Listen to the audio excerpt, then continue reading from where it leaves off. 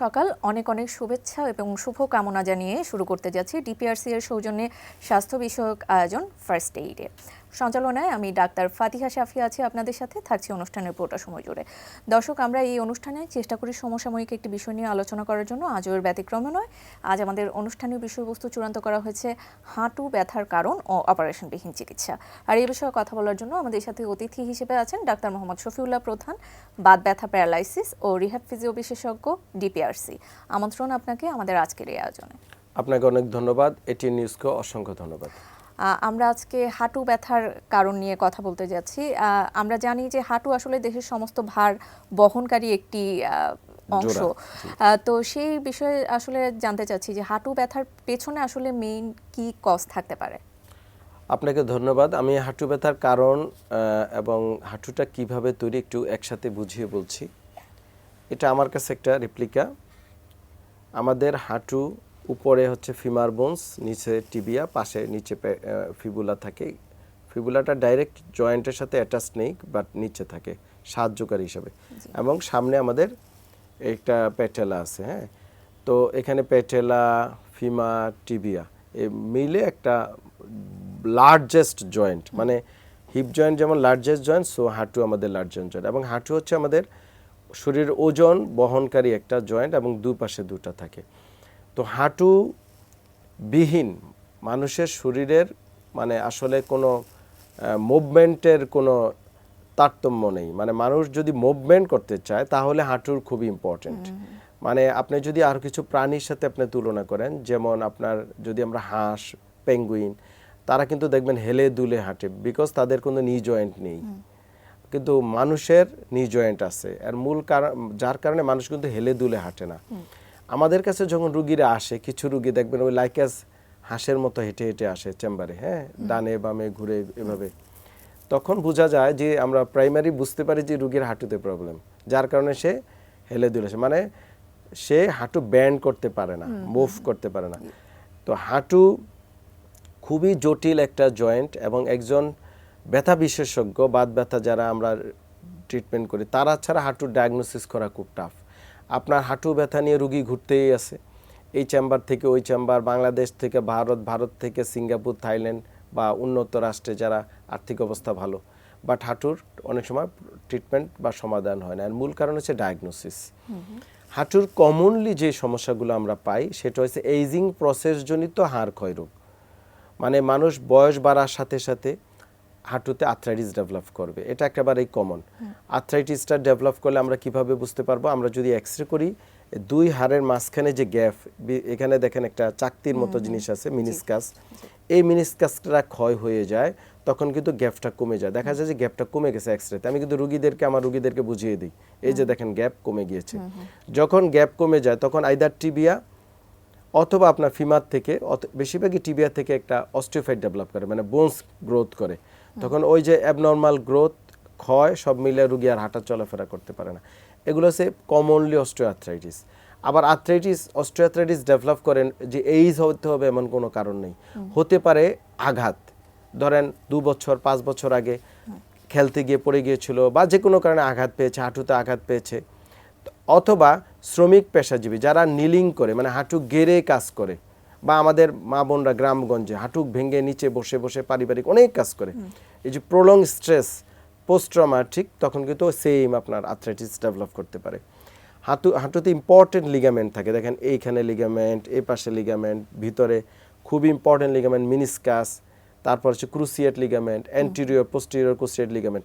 এই লিগামেন্টগুলো বিভিন্ন কারণে ইনজুর্ড হতে পারে। যেমন যারা খেলার সাথে জড়িত, আমাদের cricket player, football player, all sportsman, সকল বাহিনীর লোকজন, তারপরে হচ্ছে যারা বাচ্চারা খেলাধুলা করে নিয়মিত স্পোর্টসের সাথে, তাদের এই ক্রুসিয়েট লিগামেন্ট ইনজুরি একেবারে কমন। প্রায় আমার কাছে ডিফেন্সের লোকজন আসে, পুলিশের লোকজন আসে, বা আমাদের প্লেয়াররা, বিভিন্ন ক্রিকেট প্লেয়াররা, তারা এই ইনজুরি নিয়ে আসে। এই ক্রুসিয়েট লিগামেন্ট দুইটাই ছিঁড়ে যেতে পারে, একটা ছিঁড়ে যেতে পারে, পার্শিয়াল ছিঁড়ে যেতে পারে। এই যে মিনিসকাস আমি দেখালাম, মিনিসকাস টিয়ার বা ফেটে যেতে পারে। বাইন্ডিং লিগামেন্টগুলো ইনজুরি বা ছিঁড়ে যেতে পারে। তারপরে হচ্ছে প্যাটেলো ফিমোরাল সিনড্রোম হতে পারে, মানে ওভার ইউজ যদি হয়, ধরেন আপনার প্রতিদিন 1-2 ঘন্টা আপনি হয়তো হাঁটার কথা বা দৌড়ানোর কথা, আপনি হচ্ছে মোর দেন বেশি হাঁটুতে স্ট্রেস দিলেন, তখন এই জাতীয় প্রবলেম দেখা দিতে পারে। তারপরে হচ্ছে বিভিন্ন ইনফেকশন থেকে হতে পারে। ধরেন টিবি রোগ, প্রায় আমার কাছে হাঁটু ফুলা নিয়ে আসে, আমরা ডায়াগনোসিস করি, তখন ব্লাড টেস্ট করলে বোঝা যায় যে টিবি, বা ওখানে সাইনোভিয়াল ফ্লুইড অ্যাসপিরেশন করে যখন সাইটোলজি করা হিস্টোলজি, তখন দেখা যায় যে টিবির জীবাণু পাওয়া যায়। একেবারে কমন। হাঁটুতে আপনার অনেক সময় অসবোন হতে পারে, তারপরে হচ্ছে ক্যান্সারের মতো প্রবলেম দেখা দিতে পারে। অল আর্থ্রাইটিস, আমরা প্রায় মোর দেন 200 আর্থ্রাইটিস রোগ আছে পৃথিবীতে। এই আর্থ্রাইটিস থেকে হাঁটুতে ব্যথা হতে পারে, ফুলে যেতে পারে। তারপরে হচ্ছে পিছনে এই যে ফোসা, দিস ইজ পপ্লিটিয়াল ফোসা, এখানে বেকার সিস্ট, অনেক সময় ফুলে পানি জমে যায়, বেকার সিস্ট বলা হয়, একজনের নাম অনুযায়ী বলা হয়েছে। তো এই বেকার সিস্ট হতে পারে। অনেক সময় আমরা প্রায় হিপ জয়েন্টের রোগী আমাদের কাছে আর্থ্রাইটিস নিয়ে আসে, হিপ জয়েন্টের সমস্যার কারণে কিন্তু হাঁটুতে পেইন হতে পারে। আইটি ব্যান্ড সিনড্রোম, এখানে ইলিওটিবিয়াল ব্যান্ড কোমর থেকে একেবারে পায়ের এখানে চলে আসছে হাঁটু পর্যন্ত, পুরো হাঁটুটা পেইন হবে, প্লাস আইটি ব্যান্ডে পেইন হতে পারে। ওভারওয়েট থেকে আপনার এখানে স্ট্রেস থেকে এটা হতে পারে।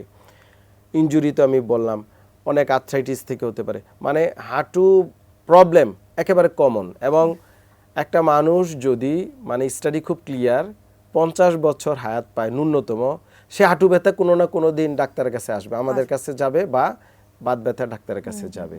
সো হাঁটু নিয়ে আমাদের বিশদ আলোচনার প্রয়োজন, বিশদ রোগীদেরকে সচেতনতা করার দরকার, এবং রোগ নির্ণয় দরকার, যে কেন আমার হাঁটু আমাদের সমস্যাগুলো হয়। জি, সেই বিষয়গুলো নিয়ে আসলে দর্শকরাও জানতে চায়, সেজন্য আমাদের সামাজিক যোগাযোগ মাধ্যমেও কিছু প্রশ্ন এসেছে। আমাদের কাছে একজন দর্শক জানতে চেয়েছেন, স্যার আমি সৌদি প্রবাসী, আমার নাম আব্দুর রহমান, বয়স 36, ওজন 87 কেজি, 2 বছর থেকে আমার হাঁটু ব্যথা হয়। ফার্মেসি থেকে সাধারণ ব্যথার ওষুধ খেয়েছিলাম, কিন্তু ইদানিং আমার ব্যথা বেড়ে গেছে, মাঝে মধ্যে হাঁটু ফোলার মতো হয়, এখন আমার করণীয় কি? আমাদের প্রবাসী ভাইরা সবচেয়ে বিপদে পড়ে, তারা যখন ওখানে যায়, স্পেশালি সৌদি আরব বা মধ্যপ্রাচ্যে, গিয়ে ডাক্তার পায় না বা কি করবে, এবং প্রচুর পরিশ্রম করে, মানে ওনাদের পরিশ্রম অনুযায়ী ওনাদের খাবার খেতে হয়, কিন্তু ওনারা ওই ব্যালেন্স করতে পারে না, মানে ওভার খাবার খেয়ে ফেলে, যেমন ওনার কিন্তু ওভারওয়েট। সো আমার এই ভাইকে বলবো, আপনি একটু ওজন কমান, মানে আপনাকে ওজনটা একটু কমাতে হবে। আপনি এখন থেকে ফাস্ট ফুড, মিষ্টি জাতীয় খাবার, কার্বোহাইড্রেট মানে রুটি, আপনার তো ওখানে বেশি ব্রেড জাতীয় খাবার খাওয়া হয় সৌদি আরবে, এই খাবারগুলো কমিয়ে ফেলেন, ভালো খাবার খান, দুধ ডিম খান, তরি তরকারি শাকসবজি, বা ফাস্টিং করেন, মাঝে মাঝে সকালে না খেয়ে থাকেন, হ্যাঁ, ইন্টারমিটেন্ট ফাস্টিং করেন, তাহলে ওজনটা কমে আসবে। এটা আপনার জন্য খুবই ইম্পর্টেন্ট। আর সৌদি যারা আছে, স্পেশালি মিডল ইস্টে, তাদের ইউরিক অ্যাসিডের একটা প্রবলেম। আমি প্রায় প্রতিটা রুগীরই আমরা ইউরিক অ্যাসিডের লেভেল বেশি থাকে, ওই ঘুরে ফিরে প্রসেস ফুড, এবং ওখানে আসলে দুম্বার মাংস বা উটের মাংস প্রচুর, মানে মিট হচ্ছে অ্যাভেলেবেল, পর্যাপ্ত মাংস পাওয়া যায়, এবং মাংসই হচ্ছে এদের প্রধান খাবার মোস্ট অফ দ্য আমাদের প্রবাসীদের। তো এটা একটু সাবধান হতে হবে। প্রচুর পিউরিনডিস ডাইট, যখন মাংসতে পিউরিন থাকে, এই পিউরিনটা আমাদের যখন মেটাবলিজমে গিয়ে ইউরিক অ্যাসিড প্রোডাকশন হয়, তো ইউরিক অ্যাসিড হলে হাঁটু ফুলে যেতে পারে, ব্যথা হতে পারে, এটা একটা কমন। তো এনাদার অনেক কারণই হতে পারে, যেহেতু আমি ওনাকে সরাসরি দেখি না, আমার যেটা মনে হয় উনি ওজন কমাক। যদি ফুলে যায় এবং হাঁটুতে গরম হয়ে যায়, তাহলে আইস প্যাক ফার্মেসিতে কিনতে পাওয়া যায়, আইস প্যাক ফ্রিজে রেখে ঠান্ডা সেক দিবে রেগুলার 2 বেলা 5-6 মিনিট করে, আবার ঠান্ডা আবার গরম দুইটা এট এ টাইমে দিতে পারে। হাঁটুর কিছু এক্সারসাইজ আমরা দিয়েছি, স্পেশালি কোয়াড্রিসেপসের exercise, quadricep static, STATIC static exercise, বা আমরা বলি আইসোমেট্রিক এক্সারসাইজ। আমার ফেসবুক ইউটিউবে আমি কিন্তু দিয়েছি, বা উনি কিন্তু ইচ্ছা করলে দেখে ব্যায়ামগুলা করতে পারে, ওজনটা কমানো, খাবারগুলা মেনটেন করা। প্রয়োজনে উনি ওখানে ডাক্তার যদি দেখে, উনি ডাক্তার সব ওষুধ দেয়, অবশ্যই ওষুধ খেতে হবে। আমাদের মানুষের একটা কনসেপ্ট ইদানিং আমি দেখি যে ওষুধবিহীন ভালো হতে চায় সবাই, মানে ওষুধবিহীন চিকিৎসা, ওষুধবিহীন অপারেশনবিহীন ভালো হতে চায়। আমি বলবো, আপনার যখন যে রোগটা হয়, please go to A specialist. আপনি একজন স্পেশালিস্টের কাছে যান। স্পেশালিস্ট তার দীর্ঘদিন সে জ্ঞানলব্ধ, তার লেখাপড়া, তার রোগী দেখার অভিজ্ঞতা, আপনাকে প্রপার ট্রিটমেন্ট দিবে। যদি সে ওষুধ প্রয়োজন হয় দিবে, এবং সে যে ডাক্তার ওষুধ দেয়, সে কিন্তু ওষুধের সাইড ইফেক্ট জানে, সে বুঝে শুনিয়ে দেয়। যে ডাক্তার সার্জারি করে, সে জানে এটা কি কমপ্লিকেশন হতে পারে। যে থেরাপি দেয় সেও জানে এটা কমপ্লিকেশন হতে পারে যদি সে একজন ডাক্তার হয়। এখন আপনি যদি কোয়াকের হাতে পড়েন তখন আপনি হয়তো মিসগাইড হবেন। প্রয়োজনে আপনাকে ওষুধ খেতে হবে এবং ওজন কমাতে হবে। জি, আমরা এই বিষয়গুলো নিয়ে আরো আলোচনা করতে যাচ্ছি। আমাদের একটি বিজ্ঞাপন বিরতির সময় হয়ে গেছে, বিরতির পর আবারও যুক্ত হচ্ছে। দর্শক, সময় হয়ে গেল ফার্স্ট এইড থেকে ছোট্ট একটি বিজ্ঞাপন বিরতির। কোথাও যাবেন না, আমাদের সাথেই থাকুন।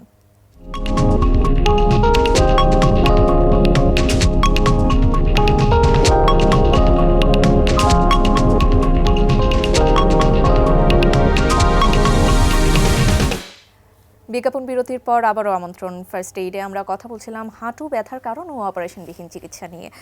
বিরতিতে যাবার আগে আমরা একজন দর্শকের প্রশ্নের উত্তর দিচ্ছিলাম এবং সেই সাথে আমাদের আরও একজন দর্শক আমাদেরকে প্রশ্ন রেখেছেন একটি। তিনি বলেছেন, স্যার আমি ইতালি থাকি, আমার মা বাংলাদেশ, সে মুন্সিগঞ্জে থাকে। মায়ের বয়স ৭৮ বছর।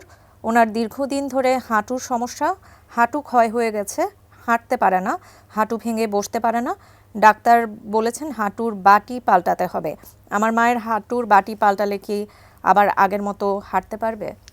এটা খুবই ইম্পর্টেন্ট এবং এই প্রশ্ন আমার মনে হয় বাংলাদেশে বেশিরভাগ রোগীদের হাঁটুর এই অপারেশন বা বাটি পাল্টানোর যে ইস্যুগুলো আসছে। প্রথম কথা হচ্ছে উনি প্রবাসী ইটালি থাকে এবং মাকে নিয়ে ব্যস্ত, মানে অরিড প্রবাসীরা, এটা কিন্তু আমরা অ্যাড্রেস করি বারবার। এর মূল কারণটা হচ্ছে আমরা চাই না তাদের উপরে কেউ প্রেশার দেয়। তো ওনার মা দেশে থাকে। এই যে একটা বয়স্ক মানুষ হাঁটু চেঞ্জ বা ক্ষয়, এটা একটা ন্যাচারাল প্রক্রিয়া হতে পারে, কিন্তু এই অবস্থায় পাল্টানো পর্যায়ে কখন যায়? যখন আপনার প্রপার ট্রিটমেন্ট হয় না। মানে ওনার বয়সটা কত বললো? ৭৮? ওনার বয়স ৭৮ বলেছেন। হ্যাঁ, ৭৮ মোটামুটি সিনিয়র বাংলাদেশে। হ্যাঁ, এই হায়াত বাংলাদেশে কমই লোকজন পায়। তো আলহামদুলিল্লাহ ওনার মা অনেক অনেক বয়স পেয়েছে এবং আল্লাহ পাক দীর্ঘায়ু করুক। তো এই যে বয়স্ক একটা মানুষ, এত বয়সে গিয়ে যে চেঞ্জটা আসে সেটা কিন্তু একদিনও হয় না এবং সেটা 40 ইয়ার্স থেকে কিন্তু শুরু হয়েছে। তো এইখানে একটা গ্যাপ তৈরি হয়েছে দীর্ঘ বছর, প্রায় 30-35 বা 38 বছর ধরে সে প্রপার ট্রিটমেন্ট পায়নি। এই প্রপার ট্রিটমেন্টটার কি ল্যাকিংস? আর্লি ডায়াগনোসিস হয়তো হয় নাই বা ব্যথার ওষুধ খেয়ে খেয়ে ম্যানেজ করছে। এখন হয়তো এমন পর্যায়ে চলে যায়, তখন আমরা সেটাকে অনেক সময় অপারেশনে যেতে হয়। এখন আসেন, অপারেশন আমরা কখন করতে বলি? যদি হাঁটুর আমরা বলি আর্থ্রাইটিক চেঞ্জ বা জয়েন্টের যে ডিজেনারেশন বা বাংলায় বোঝাইও যদি বলি নষ্ট হওয়া, সেটা গ্রেড 1, 2, 3, 4, মানে গ্রেড 4-এ যদি চলে যায় এবং যদি রুগীর বাস্তব জীবনের সাথে এটা হয়, যেমন রুগী একজন এমন পেশাজীবী, তাকে দেশ বিদেশ ঘুরতে হয়, হাঁটা চলাফেরা করতে হয় প্রচুর, বা স্পোর্টসম্যান বা আছে মূল আর্নিং ম্যান, হ্যাঁ, এবং তার যদি অ্যানেস্থেসিয়া দেওয়ার মতো তার ফিজিক্যাল ফিটনেস থাকে, তখন সার্জারি ইন্ডিকেশন, আদারওয়াইজ না। আমার মনে হয় মানে জিনিসটা একটু বুঝে যদি বলি যে ওনার মার যদি এই বয়সে গ্রেড 4 আর্থ্রাইটিস ডেভেলপ করে থাকে এবং মার যদি এরকম হয় একেবারেই বিছনায় পড়ে গেছে এবং ওনাকে কোনোভাবেই ম্যানেজ করা যাচ্ছে না এবং ফিজিক্যালি যদি উনি ফিট থাকে সার্জারি করার জন্য, যেহেতু হাঁটু তো দুইটা এবং একটা হাঁটু একবার করে আবার একটা করতে হয়, একসাথে করা কোনোভাবেই সম্ভব না। এই যদি তার ফিজিক্যাল ফিটনেস থাকে সার্জারি করার জন্য, তাহলে সে সার্জারি করতে পারে। কিন্তু এই সার্জারি করা লাগবে না যদি আগে আমরা প্রপার ট্রিটমেন্ট করতে পারতাম বা করা উচিত ছিল। আরেকটা হচ্ছে, যদি তার এই কাজটা করা সম্ভব না হয়, তাহলে করণীয় কি? মানে সার্জারি করা যাবে না, বয়স বেশি এবং রুগীর পারপাস নেই, যে রুগী এমন কোনো কিছু করে না তার সার্জারি করে দ্রুত অ্যাম্বুলেট করার দরকার। তো সেই ক্ষেত্রে করণীয় হচ্ছে, আমি বলবো ওনার মাকে প্রপার একজন বাত ব্যথা বিশেষজ্ঞ ডাক্তারের তত্ত্বাবধানে, বিভিন্ন সাপ্লিমেন্ট ডাক্তার সাহেবরা দিয়ে থাকেন, আমরা দিয়ে থাকি, বিভিন্ন থেরাপি আমরা দিয়ে থাকি লেটেস্ট, যেমন আমরা অনেক সময় হায়ালুরোনিক অ্যাসিড থেরাপি দেই, পিআরপি থেরাপি, প্রোলো থেরাপি, ইলেকট্রোথেরাপি, এবং ওনার এইজ অনুযায়ী যেগুলো সেফ, সার্টেন কিছু এক্সারসাইজ, লাইফস্টাইল মেনটেন, ওনার মার ওজন, হ্যাঁ, এগুলা, এবং উনি বাসায় কিভাবে কাজটা করবে, একটা ওভারঅল আপনাকে পুনর্বাসন ট্রিটমেন্ট ওনাকে দিয়ে দিলে উনি বাকি জীবন আমার মনে হয় উনি চলাফেরা মোটামুটি করতে পারবে। আচ্ছা, আরও একটি প্রশ্ন রাখছি। যে জিজ্ঞেস করেছেন তার নাম হচ্ছে আদিল, বয়স 26 বছর। কিছুদিন আগে খেলতে গিয়ে হাঁটুতে ব্যথা পেয়েছি, ব্যথা বেড়ে যাওয়ায় ডাক্তারের শরণাপন্ন হলে ডাক্তার এমআরআই করিয়েছে, রিপোর্টে এসিএল ইনজুরি পাওয়া গেছে, ডাক্তার বলেছে অপারেশন করতে হবে। স্যার, অপারেশন ছাড়া এটার কি অন্য কোনো চিকিৎসা আছে? এটা কমন, মানে এসিএল ইনজুরি প্রায়ই আসে এটা, এবং কনফিউশন থাকে রোগী। আমরা কিছু ডাক্তাররা বলি অপারেশন প্রয়োজন নাই, সার্জন বলে অপারেশনের প্রয়োজন। আমি একটু ক্লিয়ার করে দিই, হ্যাঁ, এটা আমার মনে হয় খুবই ইম্পর্টেন্ট প্রায়। এবং আমাদের যারা বাহিনীতে জব আছে, আর্মি বা ডিফেন্সে, তারাও কিন্তু এই প্রবলেমে ভোগে। আমাদের দুই বোনসের মাঝখানে এই যে এসিএল, এই যে দেখেন একটা লিগামেন্ট ভিতরে একেবারে, এটা খুব ইম্পর্টেন্ট। এবং এটা স্পোর্টসম্যান বা ডিফেন্সে তাদের জন্য হাঁটু খুবই ইম্পর্টেন্ট। তো এটা অনেক সময় টিয়ার হয় বা ইনজুরি হয়। এখন এমআরআই এবং আমরা ফিজিক্যাল অ্যাসেস করে দেখি, আমরা বলি AD test, anterior drawer test of knee, অথবা PD test, posterior drawer test, physical examination, patellar apprehension test আমরা করে দেখি, প্লাস এমআরআই ফাইন্ডিংস। এগুলাতে যদি মনে হয় যে ওনার পার্শিয়াল টিয়ার হয়েছে, মানে পার্শিয়াল মানে অনেক সময় কিছুটা ছিঁড়ে যায়, ধরেন 50%, 40%, 30% যদি টিয়ার হয়, সেই ক্ষেত্রে সাধারণত সার্জারি প্রয়োজন হয় না, আমরা সাধারণত সার্জারি করি না। এবং সেই ক্ষেত্রে পুনর্বাসন ট্রিটমেন্টে, এবং ইট উইল টেক্স টাইম, আপনার আস্তে আস্তে গ্র্যাজুয়ালি রোগী রিকভারি হয়ে আসে। কিন্তু যদি কমপ্লিট টিয়ার হয়, মানে টোটালি ছিঁড়ে যায়, আমরা অ্যাসেস করেও দেখি, হ্যাঁ, অনেক সময় এমআরআই ফলস পজিটিভ রিপোর্ট আসতে পারে, যেহেতু রেডিওলজিক্যাল ফাইন্ডিংসে আসতেই পারে। তো সেই ক্ষেত্রে যদি কমপ্লিট টিয়ার হয়ে যায় এবং রুগী কী হয়, হাঁটতে গেলে পড়ে যায়, মানে সে স্ট্রেংথ পায় না হাঁটুতে, তখন সার্জারি ইন্ডিকেটেড, মানে মাস্ট করতেই হবে আপনাকে সার্জারি, রিকনস্ট্রাকটিভ সার্জারি করে দেন আপনাকে আবার রিহ্যাবিলিটেশন করতে হবে। তাহলে আমার মনে হয় জিনিসটা খুব ক্লিয়ার, মানে এই এসিএল বা পিসিএল ইনজুরির ক্ষেত্রে, এবং এটার সাথে সার্জনও আমার মনে হয় একমত হবে। হ্যাঁ, ঠিক কোন পর্যায়ে সার্জারি দরকার হয় সেটি আসলে এখানে উঠে এসেছে। আরও একজন প্রশ্ন রেখেছেন, এবং এটি আমাদের শেষ প্রশ্ন। তিনি জানতে চেয়েছেন, স্যার, আমি ময়মনসিংহ থেকে বলছি, বয়স 25 বছর, আমি একজন গৃহিণী। আমার মাঝে মধ্যেই হাঁটুতে ব্যথা হয়, আবার নিচ থেকেই সেরে যায়। মাঝে মধ্যে হাঁটুর মধ্যে কটকট শব্দ হয়। আমি এখন কোন ডাক্তার দেখাবো বা কি ওষুধ খাবো? ওনার বয়স মনে হয় বলে নাই। ওনার বয়স বলেছেন উনি 25। আচ্ছা, ইয়াং এই যে হাঁটুতে পেইন, এটা সাধারণত কয়েকটা কারণ হতে পারে। প্রথমত ওনার কাজের ভুল থেকে হতে পারে, যেহেতু ইয়াং ওমেন, হয়তো উনি কাজে ভুলভাবে কাজ করে, সামনে ঝুঁকে ঝুঁকে কাজ করে, বা অনেক সময় আমাদের মা বোনদের হাঁটু নিলিং করে, মানে গেড়ে কাজ করতে, যেমন ঘর মোছার ক্ষেত্রে এটা করে অনেকে, এই ভুলটা করা যাবে না। আমার কাছে মনে হয় উনি এইটা একটু কারেকশন করুক, নাম্বার 1। নাম্বার 2, উনি টানা ক্যালসিয়াম ট্যাবলেট 1-2 মাস খেতে পারে, ব্যথানাশক মলম দিতে পারে, ভিটামিন ডি প্রয়োজনে ডাক্তারের পরামর্শে খেতে পারে, কিছু এক্সারসাইজ, হাঁটুর ব্যায়াম আমি আমার ইউটিউব ফেসবুকেও দিয়েছি, এগুলা বা ব্যায়ামগুলো উনি করতে পারে। এবং এইটাই মনে হয় ওনার জন্য সবচেয়ে বেস্ট। এবং ওজন, ওনার যদি হাইট অনুযায়ী ওজনটা বেশি হয়, ওজনটা একটু কমানো। জুতা, আমাদের মা বোনরা হচ্ছে বাসায় খালি পায়ে হাঁটে এবং শক্ত জুতা ব্যবহার করে। এই গার্মেন্টস, মানে আমরা কিন্তু বেশিরভাগই রুগী তৈরি করে এই বয়সে, মানে রোগগুলা, হাঁটুর এই প্রবলেমগুলা। তো উনি যদি এই জুতাটা সফট জুতা ব্যবহার করে, খালি পায়ে না হাঁটে এবং কাজটা ঠিকমতো করে, আমার মনে হয় এটা ইমপ্রুভ হবে। তারপরেও যে কট করে, যেটা উনি বলছে, এই বয়সে সাধারণত এটা হওয়ার কথা না। তারপর আমি বলবো ভিটামিন ডি এর লেভেলটা দেখা দরকার, ক্যালসিয়ামের লেভেল ওনার বডিতে দেখা দরকার, বা হাঁটু ব্যথার সাথে অন্যান্য জোড়াগুলার কোনো ইনভলভ আছে কিনা, ধরেন পলিআর্থ্রালজিয়া, যে হাঁটু ব্যথা আছে, পাশাপাশি ছোট ছোট জোড়াগুলো ব্যথা করে, সেক্ষেত্রে আমরা কিছু আর্থ্রাইটিসের টেস্ট করে দেখতে হতে পারে। এমনিতে হাঁটুতে আওয়াজ হতে পারে ইয়াং এজে, এটা ওরিড হওয়ার কিছু না। আমরা যেমন হাতের আঙ্গুল ফুটায় না অনেকে, একটা আওয়াজ হয় না, লাইক দ্যাট আওয়াজ হতে পারে। এটা ভিতরে সাইনোভিয়াল ফ্লুইড যখন এদিক থেকে ওদিকে যায়, একটা আওয়াজ হয়। এটা নিয়ে ওরিড হওয়ার কোনো কারণ নেই। কিন্তু যদি এটা পেইন থাকে এবং দীর্ঘমেয়াদী প্রবলেম হয়, আমার মনে হয় এই টিপসগুলো উনি মানতে পারে। তারপরেও ভালো না হলে একজন একজন অবশ্যই চিকিৎসককে ওনাকে দেখিয়ে নিতে হবে। আচ্ছা, যেরকমটা আপনি বলছিলেন আর কি, যে একজন প্রাপ্তবয়স্ক মানুষ জীবনের কোনো না কোনো পর্যায়ে আসলে হাঁটু ব্যথার সম্মুখীন হয়ে থাকে। এই হাঁটু ব্যথা নিয়ে অনেক প্রশ্ন ছিল, অনেক কিছু জানার ছিল, কিন্তু সময় স্বল্পতার জন্য আজ হয়তো সম্ভব হয়নি। আমরা ভবিষ্যতে এই বিষয়গুলো নিয়ে আরও বিস্তারিত আলোচনা করার চেষ্টা করব। ইনশাআল্লাহ। আপনাকে ধন্যবাদ, এটিএন নিউজকে অসংখ্য ধন্যবাদ। দর্শক, আপনাদেরও অসংখ্য ধন্যবাদ আমাদের সাথে এতক্ষণ যুক্ত থাকার জন্য। এই অনুষ্ঠানের মাধ্যমে আমরা জানাতে চেষ্টা করেছি হাঁটু ব্যথার কারণ এবং অপারেশনবিহীন কিভাবে চিকিৎসা করতে হয় সেই বিষয়গুলো নিয়ে। পরবর্তী পর্ব দেখার আমন্ত্রণ জানিয়ে আজকের মতো এখানেই শেষ করছি। সেই পর্যন্ত সবাই ভালো থাকুন, সুস্থ থাকুন, এটিএন নিউজের সাথেই থাকুন।